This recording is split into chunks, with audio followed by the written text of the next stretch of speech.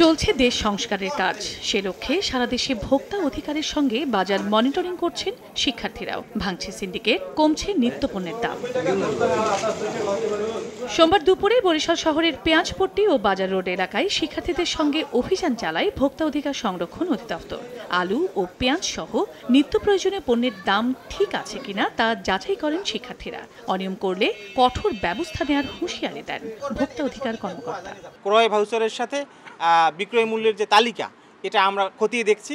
তো আমরা যে কটা দোকান দেখলাম মোটামুটি সন্তোষজনক। মধ্য সংসারে যারা থাকে বা পরিবাররা আছে তাদেরও যাতে খেয়ে পরে বাঁচতে পারে, সেজন্য আমরা সাধারণ শিক্ষার্থীরা উদ্যোগ নিয়েছি যাতে বাজারটা নিয়ন্ত্রণে থাকে। এদিকে রাজশাহী নগরীর সাগরপাড়া বাজার এলাকায় শিক্ষার্থীদের সঙ্গে নিয়ে বাজার মনিটরিং করে ভোক্তা অধিকার সংরক্ষণ অধিদপ্তরের কর্মকর্তারা। অর্ধেক পাউডারে দ্বিগুণ উজ্জ্বলতা, নতুন রিন অ্যাডভান্সড অর্ধেক পাউডারে দ্বিগুণ উজ্জ্বলতা।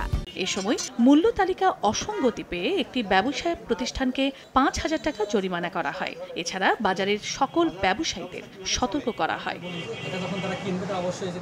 চন্দ্রা বিশ্বাস, ববি, সময় সংবাদ।